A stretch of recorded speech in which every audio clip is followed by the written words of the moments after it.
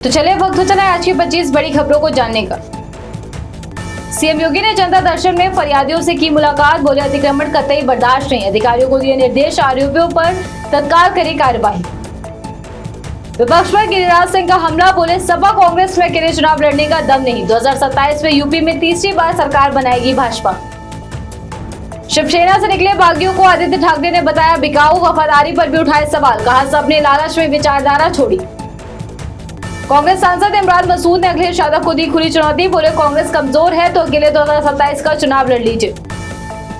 लखनऊ के दुबग्गा में एफडी गबन के आरोप पर बैंक ऑफ बड़ौदा की शाखा में फर्श पर लेटे ग्राहक अंदर घुसकर नारेबाजी की, ठप कराया कामकाज। लखनऊ में यूपी के मुख्यालय पहुंचे जूनियर असिस्टेंट अभ्यर्थी, नारेबाजी कर किया प्रदर्शन, बोले वैकेंसी से रिजल्ट तक के लिए कर रहे आंदोलन। लखनऊ में अलीगंज के एक इंस्टीट्यूट में लगी भीषण आग, कई बच्चे झुलसे, कई जान बचाने के लिए पहली मंजिल से कूदे, एक लोहे की ग्रिल पर गिरा।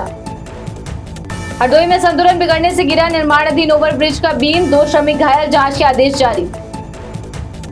मेरठ में भाई के साथ रेस लगा रहे कारोबारी के बेटे ने कार से 7 पुलिसकर्मियों को रौंदा, गश्त के दौरान सड़क किनारे खड़े थे पुलिसकर्मी।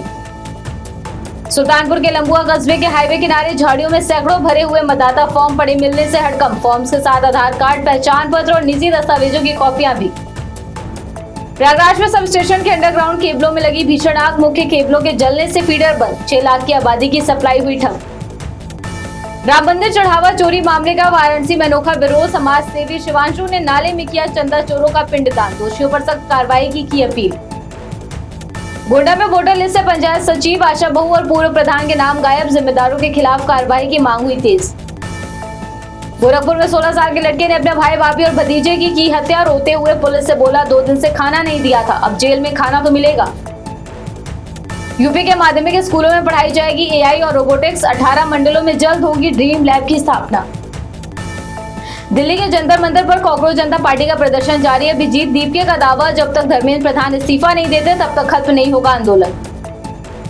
रुद्रप्रयाग में नगरासू गुरुद्वारे पर निहंगू सिखों का कब्जा तीसरे दिन भी जारी, मामला सुलझाने में जुटा प्रशासन।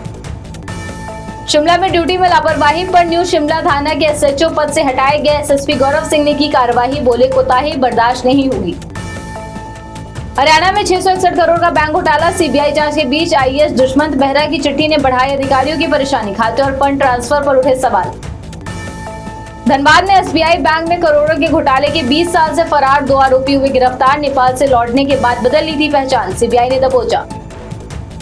नीट यूजी एग्जाम का एआई से फर्जी पेपर बनाकर बेचा, 200 से ज्यादा छात्रों से ठगी का खुलासा, इंदौर में लॉ स्टूडेंट हुआ गिरफ्तार।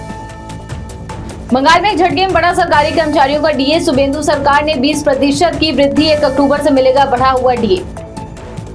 अमेरिका ने 48 करोड़ डॉलर के रक्षा सौदे को दी मंजूरी, भारत की सैन्य क्षमता में होगा इजाफा।